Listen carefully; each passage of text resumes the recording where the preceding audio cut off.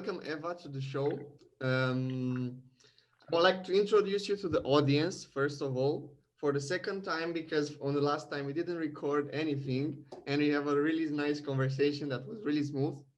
But I think the second time will be like better because we already established a lot of connections between us and we'll go like deeper than before.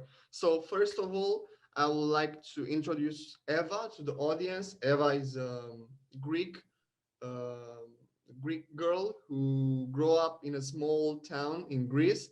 She was Christian from the beginning. Her family is really spiritual, and she grew up in that culture. Now she's a tarot reader because she taught herself this skill, and her family, all of them came up from the same background on tarot reading. And now she's moving to Australia, where she's living now. By the way, where you're living, in which city you're living? I'm in Melbourne. Oh, it's a pretty big city. It's huge. Mhm. I mean, you're living like in middle of the city or in a suburb. It's like how like there are a lot of people in your neighborhood or. So Melbourne is, like you said, quite big, and there's so many people everywhere, but it's still not suffocating, if that Mhm. makes sense. I'm very, very close to the city actually, with the tram that's literally outside my house. It's basically a 10-minute ride to the center of the city. Mhm. Cool. All right, we'll go also on that side because we didn't touch it before. So she's a tarot reader now, and she's living in Australia, and she is an amazing human being. And we had a nice conversation before, and now I would like to ask you about your childhood and how did you grow up in Greece, and what was the vibe at that time in your community around spirituality and the beliefs that people have at that time. Yeah, thank you for having me, first of all, again. And yeah, like you said, I grew up in a pretty spiritual environment. My grandfather was a psychic, he was a spell worker, he had a shop here in Australia, in Melbourne, when he migrated here with my grandma. He was from a gypsy background, and yeah, he was very much into all that. My mother's side of the family, so my grandpa's side, and they taught me that, you don't have to believe in one God or any God. You are your own architect. You build yourself. There is a higher power, but you don't need to give it a name. Whereas my dad's side of the family was very, very Christian, like most people in Greece. And I won't lie, because my family, my mother gave me the option to choose what I would like to follow while growing up. I did go through a Christian phase when I was in my early years of primary school. And I went to this event after school taking place in a church where other kids would go and talk with the priest. And I heard some pretty gruesome stories about the saints of Orthodox culture. And it just wasn't for me, because I was thinking, what kind of God lets these things happen? What kind of God lets people that love him die for him and everything like that? And around 13, 14 years old, I got my first tarot reading from my auntie, and I was amazed. And I started reading. She taught me how to do it. And from a child, I had a lot of a lot of prophetic dreams that were coming true the next day or in a week. And yeah, that's it was a no-no for Greek communities to be in tarot cards and talking about the dead and talking about prophetic dreams, because they were saying that this is the stuff of the devil, basically. So it wasn't a good thing while I was growing up there. But at least I have my family to back me up. I want to speak about dreams for a bit because this is the point when you realize your spiritual side. And I also had some dreams but I never understood them. And from when I was a child, I imagined myself in different kinds of situations. Sometimes they happen in real life, sometimes not. And I really don't know exactly how to, how to understand the dreams. So actually, how did you understood your dreams at that time when you was a child, or what was the thing that really clicked to you and okay, what I dream can actually become, reality? So for me, it started very, very simple as a child, because obviously you don't really know a lot about spirituality and the other side when you're 6, 7 years old. I remember seeing a certain food in my mind, and I saw my grandma cooking it in my sleep, and the next day she would cook exactly that food. It was small things like this, and then while I kept growing up, it led to more complex dreams, imagery, and learning how to interpret colors and pictures in my dreams. So, and my mom also had a book that had, it was like a dictionary, but for every word, it explained the dream symbolism. So I learned a lot of that through it. And it's very hard when you have this to be calm about it, because obviously you have a lot of nightmares as an adult due to stress or because you saw a bad movie, and you don't want this to happen in real life. So even now, it's kind of getting easier, but sometimes it's still hard for me to accept that it was just a dream and it's not going to happen, if that makes sense. Yeah, yeah, because people believe, some people believe actually that all dreams have to came true, or have to mean something, and I think that is not true, because there is a lot of um, there are a lot of books, a lot of people who are already talking about that, and personalities, I mentioned Jung and Freud and other people, but the, there are some dreams who are really connected with your um, point in the life at that time. Also, there are dreams who came from the collective unconscious, as Jung put it, as the archetypes on the ancestors that you have in the family.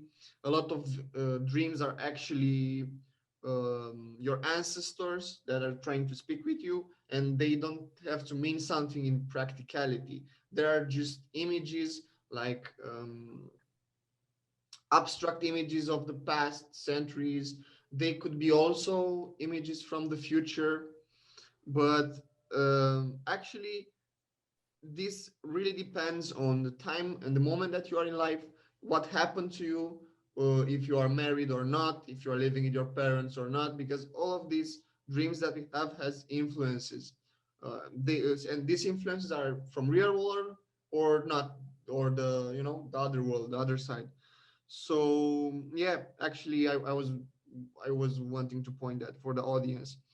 So after you had these amazing dreams, then you also had, from what I understood, a really deep connection with the family side. So I would like to ask you about what was the life in the family, because I think we both came from the cultures when family were prized, and now people are pretty familist, and we like the idea of the family, and we are together even at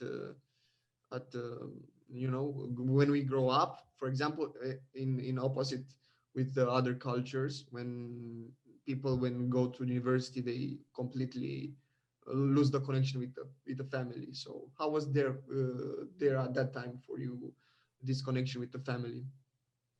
It was it was very good because, like you said, a lot of people disconnect in other cultures. Like in Australia, they don't have that bond we have in Europe, and especially poor countries like us. It's very different because I feel like even in Greece or other countries, you might not be close with your family because of different ideals and different things you want in life that they don't approve of. But for me, I was very lucky to be born and raised in a family that were 100% supportive of what I was doing, no matter what I was doing. And they nurtured that a lot. They never told me no. And like we talked about before about spirituality and how we're all born with a connection to the universe and the other side. Like kids remember things from their past lives or have imaginary friends that might not be so imaginary, that might actually be seeing them. A lot of parents might be scared because it's such a taboo and say these things are not real, you're making it up. So as you're growing up, you're closing yourself off to that side of the world, that spiritual part of the world, and you don't know how to get it back. For me, I was lucky enough that they never told me that I'm imagining things or that I am lying. They were always believing me and trying to nurture that. When I told them about the dreams that they came out, they said, "You have a gift. We should work on that so you have it in the future." So it was a very, very good relationship with my family. And even today, it's the same thing. It's really important to keep the connection with your family, because a lot of things that happens to you are related to the family that you grow up in. And I truly believe that, and it's also impacting me a lot in a lot of ways.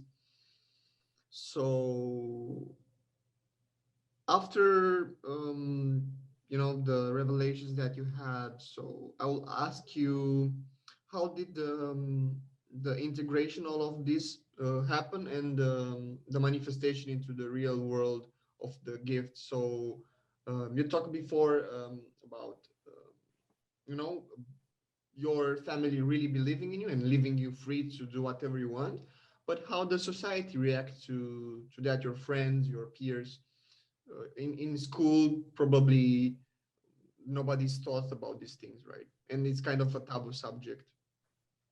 Yes, 100%, especially in Greece, because when I started reading cards and being more open about what I'm feeling, I was very excited to share that with people, but I understood that it's not so acceptable there. And like I said before, they don't really accept divination, whether that is cards or having prophetic dreams, which is a bit hypocritical, like I said, because they still read the Turkish coffee to say the future and everything. So I kind of closed off, wouldn't talk about it unless it was my very, very close friends that would come to me for readings. And then when I moved to Australia, I saw that I was basically free because there's not a lot of judgment here. Whatever you do, you're your own person. Not a lot of people would, say this is wrong or I don't believe in that because it's none of their business. If someone wants to come to me and talk about it, they can. But I haven't had a lot of people questioning it from Australia. A lot of people in Greece, especially since I started my business, have messaged me and said, "Really? Is that what you're doing now?" Like, yeah, why not? Like I was given a gift. I want to help people. So it was very different in the cultures and the countries. That's true, of course, because you mentioned something in the first part of the discussion about where you moved to Melbourne, and you found there that people have different kind of beliefs and values in the society, and we all value different stuff. So you moved in the first place to Melbourne to your family. And how was the transition between the cultures, and what was the most impacting things for you at that time? I think it was kind of easy and hard at the same time because I was raised in a town where it's small, very rural, so I didn't have a lot of interactions with people from other countries and other religions, if that makes sense. And then I came here, where Australia is based on multiculturalism, and you have people from all the sides of the world in one place coexisting together and sharing their cultures together. It was hard for me to be myself and try not to be someone that I wasn't just to fit in, like I used to do in Greece. And it took me a couple of years to understand that I am who I am. People are going to accept that. And I should never forget where I come from. I should honor those rituals. I should honor those traditions. I should keep speaking my language whenever I can. I should be proud, of what I carry behind me. I shouldn't just assimilate and be like everyone else because then who am I? I lose my identity. Mm-hmm. And if you already mentioned identity, I was having an idea about what is happening now with the identity crisis that we are in.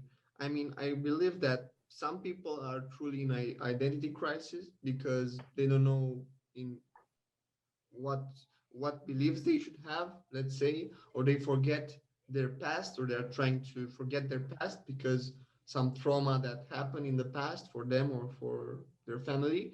And now it's a bit harder to kind of embrace an identity of who you are because some people will judge you. Depends, of course, if you are living in your country or you are an immigrant. So, on this idea of the identity crisis, um, would you see the same thing in a society now, or especially where you are living in Australia, or the people are embracing this idea of globalization, of that we can coexist together and we have to take care of the planet, of the community that we are living in, or there are some ideas which are in Europe at this time when we are speaking, about nationalism, about different races. In America, the same thing. So, how is the situation there in the society? First of all, I think your past experiences and any trauma you might have experienced is what shapes you, is what makes you you. And everyone has gone through something one way or another, whether that was very hard for them or, fairly easy. We've all been through some dark times. And we should be thankful for that because without it, we wouldn't be who we are today, first of all. Secondly, why you say nationalism? It's not as prominent here. I mean, you'll have it everywhere you go. But Australia, you don't really have pure blood Australians. It was an indigenous country. And then obviously white people came. And Australia is built on the backs of immigrants, whether that be Greeks, Italians, Sudanese people, Asian people, literally from every corner of the world. I've noticed people from everywhere. So it's not as prominent here as it is in Greece. Because in Greece, I feel like they went through big occupations from Turkey and some other places, obviously, a lot of wars, and they're trying to keep the country safe. But with that being said, when you're moving somewhere or when you're having people come to your country, if, for example, a Muslim person comes here, they will want to go to their mosque and pray. A Christian person will want to go to their church. A Buddhist person will want to go to their temple. You should obviously assimilate up to a degree to the rules of the society and have, a work ethic and contribute to the country that is being your home now. But you shouldn't forget where you come from and share your tradition, your religion, and your beliefs and be like everyone else. Obviously, like you should learn the language and everything, but if you can speak your language at home, don't eradicate that just like this. Because that's who you are, that's your past. And that's your future too. And you totally embrace that from what I see. You are truly 100%. living your authentic expression. 100%. Because my grandpa taught me be proud of who you are, be proud of being a woman, be proud of being of that heritage, never let anyone change you. And it's hard. It's very hard when you come to a new place and all people are so much different from you. You're like, will I fit in? Will they accept me for who I am? Or do I have to play pretend? And we don't really know what's happening in someone else's life. They might seem completely happy to be assimilated and everything, but in their head, they might be feeling very restricted, like they're not really being themselves. And a lot of people don't really talk about these things at all because they feel it's a shame and a burden and you shouldn't talk about something so personal. But I feel like if we talked about it, it would be much, much easier.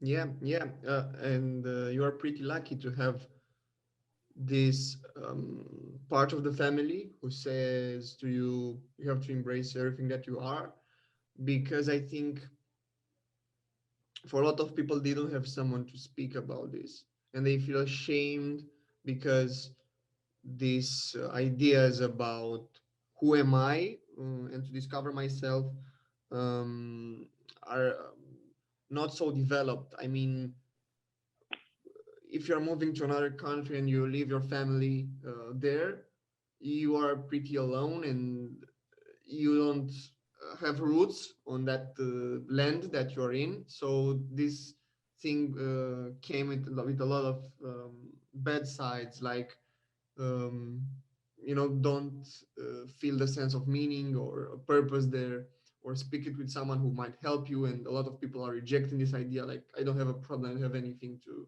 share with anyone, I'm doing my thing, I'm working here, I want to build a family, a house or something. So yeah, I'm glad you mentioned that side. So on the tarot reading side, so you already had these dreams, these prophetic dreams, and you already saw in the family this practice. And I want to ask you about the transition when you moved there. How did you started practicing the skill, and how did you start it basically? So I was doing a lot of readings for friends while I was still in Greece, but it was more kind of like, about boys when you're a teenager and things like this. And when I moved here, even though I was so many hours away, they would still hit me up and say, hey, can you do a reading for me about this or this or this? And in this thing, it's kind of like word of mouth. They recommend you to someone and then they come to you. And uh, I started doing it more professionally because I saw a lot of people that I knew here going to spiritual shops and getting a reading from someone for $120 for an hour, and they wouldn't really get much from it. It was basically like they just didn't care about what the client in front of them was going through. And for me, you have to be very empathetic when people come to you. Like we said before about scammers, makes everything so much worse because if you've experienced that or if you've heard about that, it makes you not want to experience it again and you can't trust the reader again. Even though you want to do it, you're not going to go and do it because you're going to think I'm wasting my time, I'm wasting my money.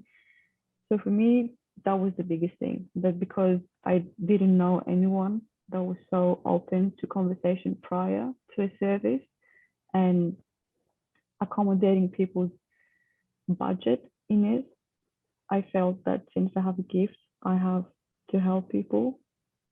I can do it from my home. People can come to me and talk to me about anything and feel comfortable. So, why not do it? It was a big, big step. Yeah, and I want to develop a bit on this idea because, in my belief and what I discovered in my experience, is that for many people who are listening on this show, the people who are listening are especially creative people, people who want to take their own path. And I would like to say that you don't have to actually have approval from anyone to share your gift to the world. And as you said, you started because you felt that you want to give that gift to the world and not being validated by anyone who might say you are not prepared for this, or you get external validation, for example, to practice your gift.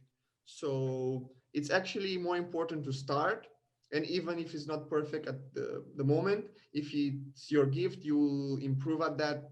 And people will benefit from that, and you'll be paid, and you can make a living out of your craft, because now we are living in a time when people need really deep spiritual help, and they need guidance in their journeys. Because what happened with the job market, a lot of people lose their jobs and they don't find any meaning. So there is also a lot of struggle in the world, but this is the reason that I interview people like you, so we can share what we are doing, and people can contact us, and we can have conversation, and um, fulfill that need that we have. So 100%. yeah. And I want to go also on what you said about um, charlatans and people who might scam you is a problem. It's truly a problem now, but with trust, and um, with actually digging a bit deeper and asking questions from the person who might sell you some services, and understood their background, what they are up to, where they are coming from, is actually really beneficial, and it actually help you, don't be scammed by someone at the other side of the screen. So moving forward into the discussion in your story, I would like to ask what kind of people came to you, and what is actually the point where they're in life. Sorry, like they are young people who want to find a path, or they are married, or they're older people who wants to know about what happens after death, or what happens with their family, or in what stage of life they're in. Yep, that's a very good question. And honestly, there's all kinds of people, all different backgrounds, all different ages. The only thing I disclaim is I won't read about health, obviously, because if you have a health problem, you should go to an actual doctor. I'm not a doctor. My friend calls me a medic for the soul. If you need anything spiritual, I'm here. But I also see a lot of people saying that you don't need therapy, you don't need to go to a psychologist, you can just do healing by yourself. This is completely wrong. This is health as well. So if anyone is listening and you want a reading about your mental health and it's bad, you should definitely go to someone who is a psychologist or anyone you might find in your area to help you. But like you said, there's a lot of people. They usually come to me about love, and like you said, talking about their marriage or someone who has recently left them, wanting to know if they should wait, if they should, move on with their life, if their partner is as honest as they think they are, or if he's hiding something. I've had people coming to me about wanting to hear messages from their spirit guides. Basically, what does my aunt do? What do my ancestors have to tell me that I can't find out myself? I had a friend wanting to contact a relative that had passed away, and I don't think she was a big believer in spirituality and tarot, and she came to me asking for this because she saw me in her sleep doing her cards. And we did a reading for that relative that was passed, and I kept getting a name in the back of my head. And I told her that it didn't come up on the cards, obviously, but I had that name in my head. And it turned out that it was the name of the doctor that took care of that relative just before he died. It was just big wow for me as well. And a lot of things I say to people is if you're wanting to contact someone who has passed and you haven't done it before, you shouldn't do it yourself. If you're not trained because you need protection, you need to obviously honor your dead, leave an offering, light a candle in the name, and ask for permission to communicate, because like our religion said, we shouldn't really disturb the dead for nothing. But yeah, there's all kinds of ages, all kinds of people, anything you can imagine. They come for anything you can imagine. Yeah, and through experience, you get the chance to actually work with someone who you might feel in a deep connection with. I mean, if you try these things, you can find what works for you. Because in my experience, I tried different things. If you heard about the sensory deprivation Yep. capsules, I was trying there. I was being there. I was trying psychedelic medicine basically, and I get amazing revelations in during that time, and also trying to be in nature, meditate, doing yoga, and speak with a lot of people who are yoga instructors. I was doing therapy through music, doing psychotherapy. So actually, I tried different stuff and I understood what works for me. And now I truly understand better who am I and my skills, my talents. So actually, try stuff. I think this is a good advice for everyone to just try different kinds of therapies and find what is working best for you. So yeah, on last part of the conversation, I was pointing here some things that we already spoken. So we spoken about the difference between um, let's say cultures and how do you move from one culture to another. We speak a lot about this paradox of the scammers that are in the space of therapy and art therapy and card reading, and the people who actually wants to help others and wants to share um, their craft. So a lot of things that we do as humans are in this space of one side or another. And yeah, I just want to point here the thing that I discovered is that and in society and the time that we are living now, even if everything is promoted as good or bad, there are a lot of nuances and a lot of context that you have to understand before to judge someone. So on that side, I like the idea that you practice with the clients to speak with them to find their problems before, and just if you want to develop a bit on this idea. Yep, 100% what you said is that we live in a time where a lot of people have trust issues. The internet is quite big. You never know who is behind the screen. Like you said before, it's very, very hard, especially during the pandemic, to find someone who suits your needs.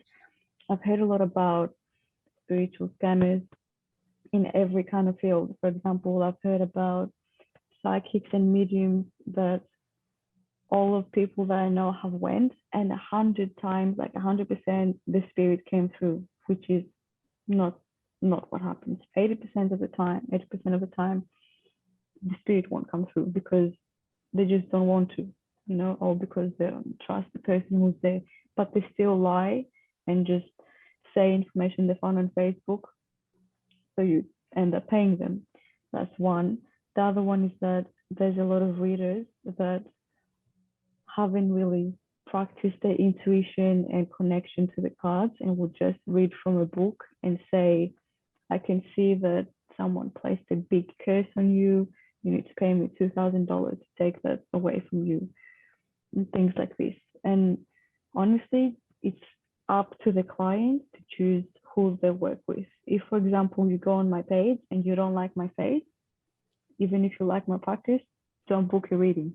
If you can't, if you don't feel like you can sit and talk with me about anything, don't book me. Find someone who you feel 100% comfortable with, because there's a lot of people, I'm sorry, that come and they're not ready to hear what I have to say because they don't feel comfortable, or they're not ready to share 100% what they want to know because they don't feel comfortable. And that's something I hadn't found with other people and other readers, that you just have to go and book and just type your question. It's not that easy for someone that has never received guidance or reading before. They don't even know what they want to ask. if you do, that's amazing. You can go on our website and book your reading, and I'll have it ready for you. But if you don't, where do you start?